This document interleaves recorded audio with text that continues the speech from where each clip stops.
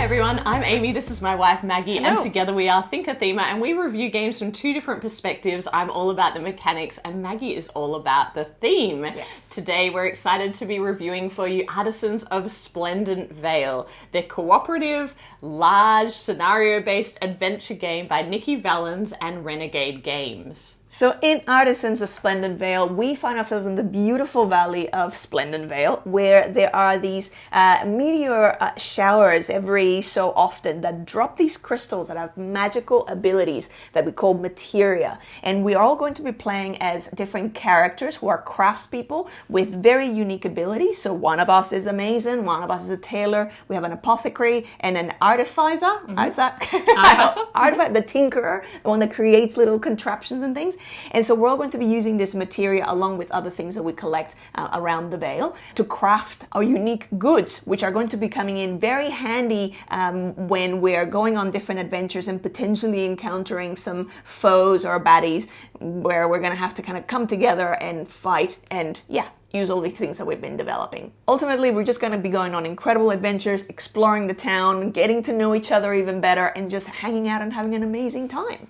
Now, of course, we are going to avoid any spoilers because this is a narrative, campaign-based adventure game where we are going to be working cooperatively, and we're also playing as all different types of characters that are going to evolve as we gain more experience and we apply it to our unique upgrades for our character. But we do want to talk about the system more broadly. The way that this game works is really interesting because it is driven by these 4 novels that you see here.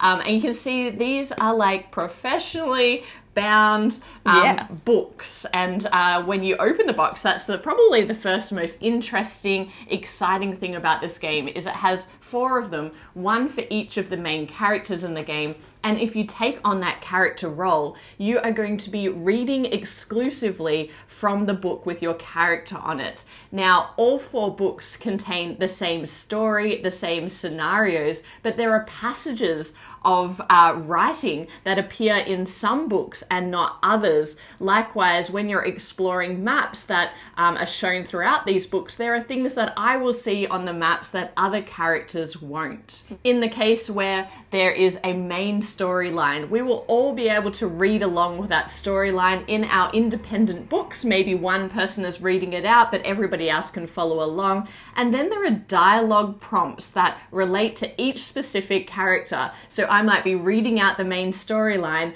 and then get to a part where I actually don't have the dialogue for that character. That's contained in another player's book, and they're going to read that out and add to the story. So this is how the story is generated through the combination of these 4 books.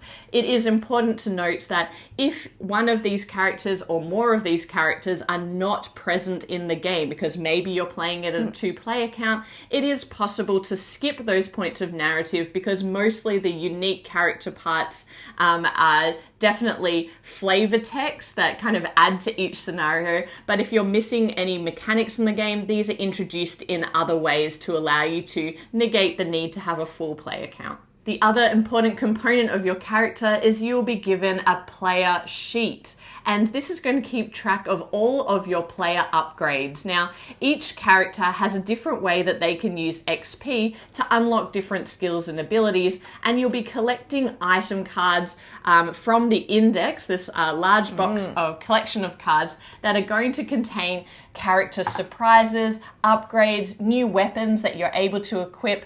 And interestingly, if you get armor and that type of thing, it appears as a sticker on top of your character's avatar on this sheet. As well as when you take damage, you'll be making notes on here. And when you collect resources along the way, you'll also keep track of that on your player sheet. So there's lots happening that's going to allow you to develop your character even further. Now, all of your scenarios are going to be tracked on a beautiful beautiful map of Splendent Vale. I won't open it here because it will give away a lot of the things that we've unlocked in the different areas on the map. But as you discover new things, as the story progresses, you'll be adding locations to the map that you can either go and explore straight away or come back to because they will have a reference number when you're deciding as a group where to go next. Now, when you arrive at those different locations, of course, it pushes the story forward in some way, but it also relies heavily on this book, which contains all of the different battle style scenarios that come into effect when something needs to happen, when you need to all come together, use all of your magic, all of the equipment that you have, hope you don't take too much damage, and try and battle the foes that you're coming across. Now, the battle system in this game leverages a pool of dice. And what's going to happen is we're going to, as a group, have this dice pool available to us to select from and play out different action types. So maybe you want to move around the map. Maybe you then want to attack one of the foes. Or you simply want to take a shield to try and defend yourself when the baddies fight back.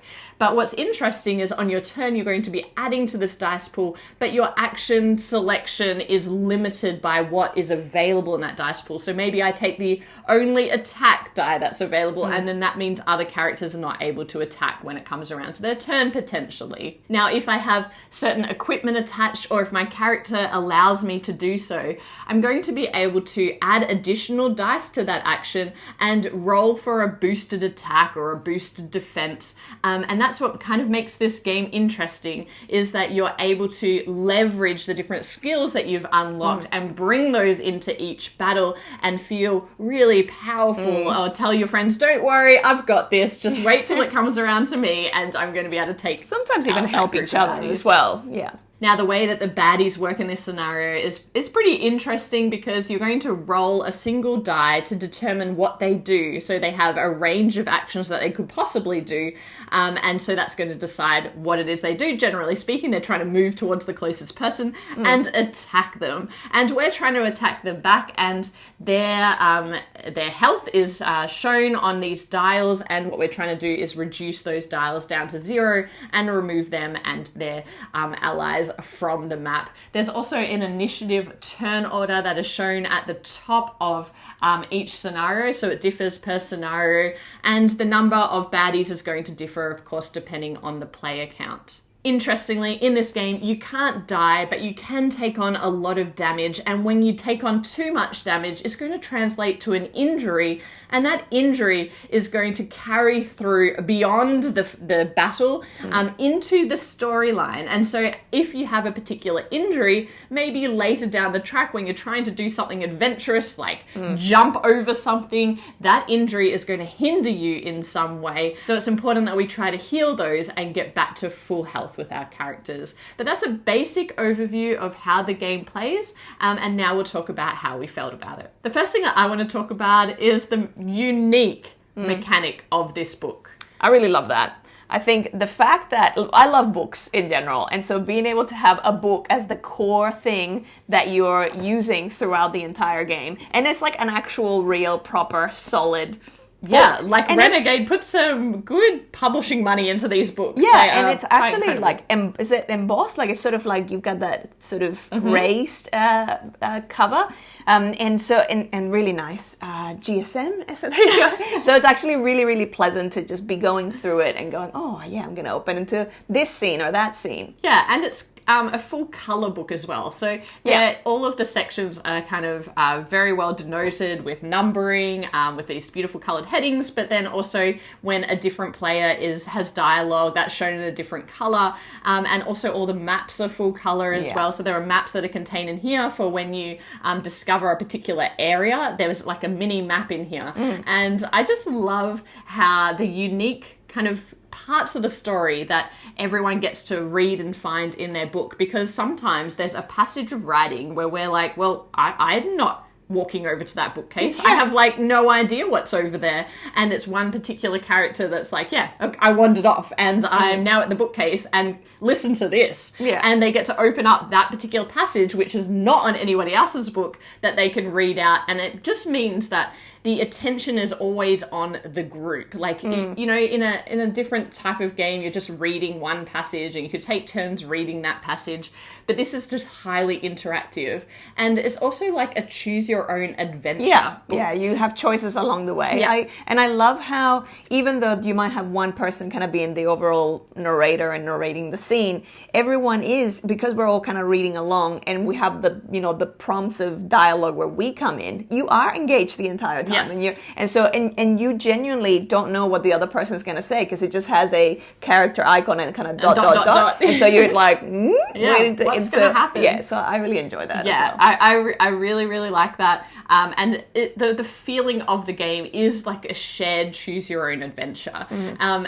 So if you're thinking about whether this game is for you or not, I think that is something that we really need to point out, is that so much of it is about that shared narrative. Yes. And being able to make choices as a group. Do we want to go over to the left or over to the right? Well, that's going to dictate where we go next in the story. There's a lot of reading that does need to happen out of these books, but it's done in such a clever and unique way. And it just feels really special to have it all contained in a book for your character. And in the this is not a spoiler because it's at the very start of these books, there is a description of your character, but there's also a description of your character and their relationship from their perspective with the other characters around the table. And that straight away just gave us a sense of where this character has been, how they relate to the other characters. Like maybe some of them are their besties and others they're just like, you know what, I know this person through someone else, and I'm not that close to them. And so it's setting up that relationship, and as you move into the story and you're interacting with that character, that's in the back of my mind. It's like, oh, you know, I'm not really friends with this person, but we'll see if we get closer. I really through like this that, being able to experience. kind of see yourself through the eyes of the other characters, because like when you first start and you're kind of getting to know your character, and they do have they do sort of recommend that you read through the back of the book so that you see what the almost like the angle or flavor of each character is going to be, so that when you pick one, because once you pick one, like that's your character for the whole campaign. But it's like you kind of get to know your character, and then it's so amusing to hear, like I didn't, when you hear it from someone else's like, perspective of you, yeah, it just is building out this character. And I think that is the next point, is that the storytelling here is so strong. Yeah, like it's the core of it. Yeah, well, it relies so heavily on it because of these books, but it is very, very well written. Yeah. And I really enjoyed that about it. I'm following along in earnest with the story, and it's really interesting. There's a lot of humor in here as well. I did find myself laughing out loud at some of the interactions. And also, when you choose a character, you're also choosing the way that they're going to upskill. And I can't show you my filled out sheet because I don't want to do any spoilers. Show this one. But basically, the inside of each of these character sheets are completely different and thematically very much relate to what it is you do as a craft person, as an artisan. So in this case, this character is an apothecary, and so they are obviously trying to unlock these different potion types, and they're going to do that through using this astrology type map here. Whereas my character Harvey, that I've been playing as, has different types of weapons and very much things that they can create out of the materials that are being collected, and that unlocks in kind of almost like a tech tree style way. And so everyone has something slightly different, and it's really nice to see that you can evolve your character in these different ways, but also it's so connected thematically that in the story that comes through a lot, because you know, Farah, who's looking for materials, is always like, as far as the tailor, designing yeah. different, either pieces of clothing or costume items, or even things that are going to enhance our ability to fight in some ways or defend or protect as well. Every time there's like something in the scenario that is material based. It's like, Farah, Farah, grab that so we can make something. So that's usually what happens. But I really like that, even with that, the things that like our unique craft it plays into other characters. So for example, you know, with Soraya the Mason, because the Mason is all about improving and enhancing items as well, and it's got this whole storyline of runes and rune symbols, there a lot of the artifacts and things that other players have can be looked into or kind of explored or investigated by this character and enhanced, or giving you the almost like Soraya tells you this is what you need to enhance it. So I like, in the same with like Farah the tailor, is like, you know, the designs are going to be things that then other characters get to use, and so I really like that, the interconnectedness of it all. Yeah. And this brings us to another point about the characters, one that you cannot ignore in this game, and one that is personally incredibly meaningful to us, and that is that representation matters. And there's been a huge theme in our channel since there's a reason why we started the channel. It is also, a unique, I think, viewpoint in which we review games is always about inclusivity. And in this game, the characters have different gender identities. They have different sexual orientations. Yeah. There's different ethnic backgrounds. Yeah, and there's a blind character and there's an amputee character. But the thing about this is, one, it's so important for us to kind of normalize the fact that people are three-dimensional. That people have these characteristics, but it doesn't define them as people. And I think what this game does really well is that none of those things are tokenistic. Yeah. None of those things are just like, this is this character. This was like paste it on and then like we tick the box. It's like, no. It is like thread throughout the story, and that all of these unique characteristics of the characters come through as strengths. They come through as like the emotional kind of peaks of the story, and it is beautiful. It's really celebrating that individuality and from a lens of like, how do you let your individuality shine and that be a strength to the group as well, which I think is just absolutely beautiful. It is amazing that this is coming from, quite a big publisher, Renegade Games. And quite an incredible production, like a big sort of game production. Yeah, absolutely. But the way that the content has been handled by Nikki Valent and the whole team is just, it's kind of beyond words because it's really commendable. It's really just important as well. Yeah, it's really important because important. As a queer person, you never expect to walk into a game where you are playing as a character that has similar characteristics to you, or maybe it's not, but similar characteristics to people you know. And I was reading through this book, and Harvey is from the very beginning in a gay relationship, and the way that evolves throughout different parts of the story, it's not the core part of the story, but it's definitely, at the end of the day, when I go home, I'm going home to my partner and evolving that story. That is just so special. Like, I can't even put in... Okay, I'm going to get emotional, so we'll move on from this point. Just stop. But what I will say is, like, that is a huge difference about this game. And, I can see certainly... rainbow families, but also people that, want to have that kind of inclusivity in their games are really going to appreciate that about this game. But we'll move on so I don't start crying. And let's talk about some of the other elements that we like about the game. The map. Everything is beautifully illustrated.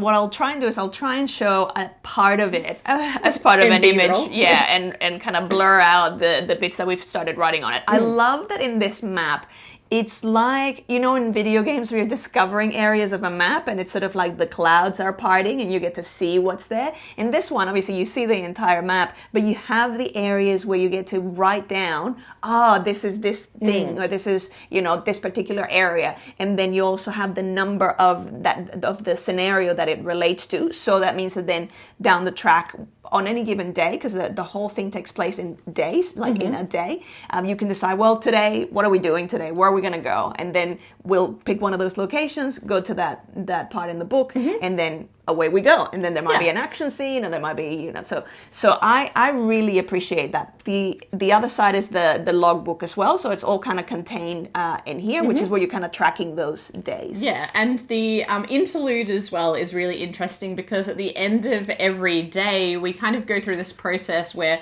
we get to draw a unique card from our interlude deck. And that is going to be unique to each character and give you a series of choices that you need to make individually and as a group about what you want to go and do. Sometimes it involves multiple characters around the table. You initially read them out, and then people kind of get to choose, I actually want to tag along to your thing. Or sometimes you have things that are just your own little thing. Or you might be like, actually, I just want to craft and do something else. You have a to-do list that you're building on too, and at that interlude part of the game, you can either upgrade using your kind of XP and go off and do your own thing. You can get to your to-do list, which is going to lead you down some adventures, or you can interact with the other players. And that is I really like that, because it makes the game feel bigger than just the battle scenarios that you're doing. In fact, the battle scenarios feel like the minor part of this game compared to the story and evolving your character. And there's lots of surprises along the way. So maybe you do something in the interlude that unlocks a new card that gives you a new ability or a new piece of equipment, and it just feels like there's momentum in your character development. I love that you have your own life as well. So aside from the main kind of core adventure, some of those interludes will take you on onto your own, it could be like your own thing that you've got going on. And it's like, well, this is like my private time. And so like, this is what I'm doing in my private time. My own hobby. Which is completely different. Hobby, vices, everything that you're going to go off and do and come back to the group for your next adventure. I really like that as well. So there's a lot to like about this game. There are a couple of things that didn't sit as well with us in this style of game, noting that, of course, we are very new to the world of cooperative battling style games. Very new. Yes. But the way that the battle system works is interesting in this game because it's meant to be very accessible. Yes. So it is a very simple system where you're drawing kind of what actions you want to take from this dice pool, and then you're leveraging the different things that you've equipped to get things done. The premise of the battle system is simple, but there are kind of edge rules that are slightly fiddly in execution. And that most of the time relates to the different classes of foes. And sometimes the turn order, there are just a couple of little things that sometimes I wish there was more clarification in the rule book. There are some scenarios that are quite strange, and you're not quite sure how the characters are meant to interact with each other, the foes with each other, with their allies, and what that means for particular very, very specific interactions. Yeah, because you have foes, and then there's allies, and then there can be allies to you, and then there can be allies to the foes, and then there's those sort of interactions. And there's the small little characters, and there's the bigger ones, and they kind of interact, they kind of move differently. In slightly different ways. And so, and the map itself, I really enjoy, the map itself has different types of terrain, and some terrains are more difficult to get across, some terrains you can't get across, sometimes you're going to go, dive down and take injury. But the thing is, it for a battle system that's so seemingly straightforward, there was actually a lot of almost like, wait, how is this behaving? So there was more confusion, I felt, that was really needed. And I don't know if maybe it's just a matter of explaining things a little bit better. Yeah, I think the rule book needed some improvement. More examples maybe in the rule book? More improvement with more examples and more edge cases, because there's a lot of talk on BGG, people helping each other about the way particular scenarios should work, which is fine, but we as reviewers of the game and someone picking it up off the shelf, really those things should be explained, because there's not a huge amount of complexity here. The things that you're doing as characters are not super asymmetric. There's just the different unique things that you're equipping. Yeah, it's just the skills and the weapons and things. Yeah, and the trinkets. So it should be much simpler to implement, and it did cause moments of intense frustration when we were battling in certain scenarios. That meant that we just wanted to rush through that and get back to the storyline, because the battle was a little bit confusing. So just bear that in mind. Maybe if you're more familiar with more types of battle systems and the way that different types of allies and foes interact with each other, maybe it would be easier for you. But for us, it was a little bit challenging. Now, the only other thing that got a little bit tiresome is logging what was happening in the story in the map itself. So there is a space for each day. At the beginning, that feels kind of fun, because you're writing down everything that occurred that day. In the back of the map. Yeah, in the back of the map. And of course, you can refer to that to see what you did do. But the problem is with it is like the book will direct you to write something down in the log. It means that one player has to kind of remove themselves from the experience of being in the story to write that down. And sometimes it's a lot of writing. Sometimes the sentences are longer than they need to be. Like it actually should have been like, 2 words. It was like a couple of keywords and then you move on. But it's like this whole sentence and then you only really have a teeny tiny space to write it in. And you're writing it on a map. So it's like, it's not the most like easiest of things to kind of practically navigate. And it is necessary because sometimes you need to remember if you've done something, and obviously if you're coming back to the game after a long period, you need to have that. But keywords would have just sufficed for that, we think. So it is a little bit distracting, but a very minor thing. Some people won't mind that at all. And the final thing is we want to talk about player count, because there's been a lot of questions about the fact that these characters are so much a part of the story, and there are 4 of them, and they're all very unique. So can you play this game at 2 players? And I have some different opinions probably to Maggie, but for me this game is a one and done from my perspective. I wouldn't mind playing as just 2 characters though, but I do feel you don't mean like playing like 2 players, so 2 characters, 2 characters. I don't think you're necessarily missing out on a lot of the story or the mechanics, but I do think you're missing out on the interaction between the players of having that additional character in, because one thing that's really fun about this game is how your relationship is evolving between the different characters and also hearing their story. And so much of this is about storytelling, and the characters are so diverse and their lives are so diverse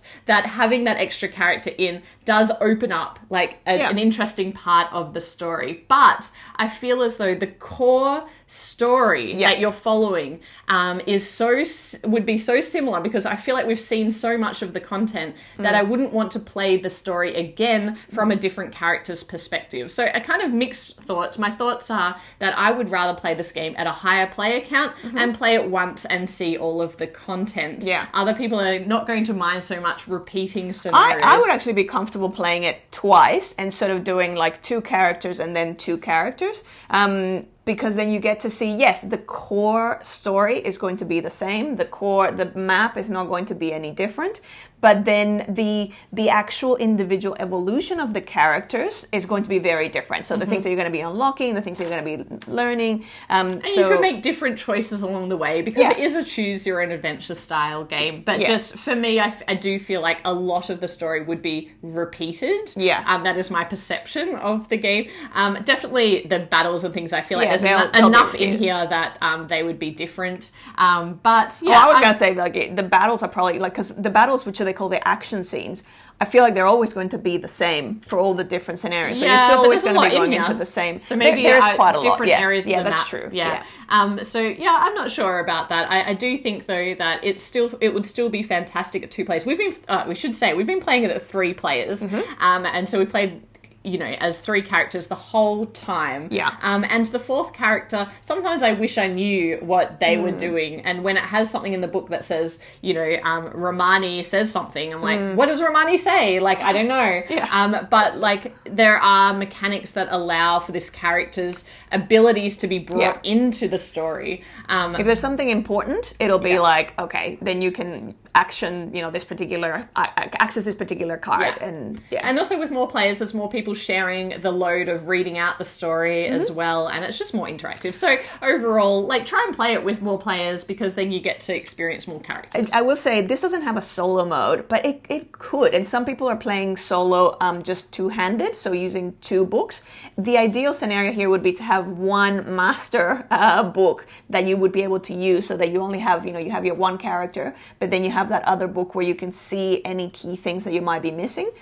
So it is possible. The other thing is, not mechanically necessary. That's the caveat that I would put to that, is you could play, if you're playing solo, if the characters are being left out, it is compensated for very well. You wouldn't be able to just play with 1 character though, so you would have to at least have 2. One thing that I was actually curious about is, we've been playing it 3-player, and I feel like if we were to, like, say if the 3rd player is no longer able to kind of join us for whatever reason, I feel like we could then just swap to like playing it 2-player and then just skip that character. I don't, Yeah. and it's, yeah. So I you definitely think we could do that. Yeah, absolutely. Yeah, it just means that that character, if they were working towards particular unlocking certain things, we'd just have to deal with that and, you know, what that meant for the game. But yeah, definitely people could drop out. I think it would be harder to add someone in because their character would be underdeveloped in many different ways. So that's all of our thoughts about Artisans of Splendent Vale. I think this is a great game if you're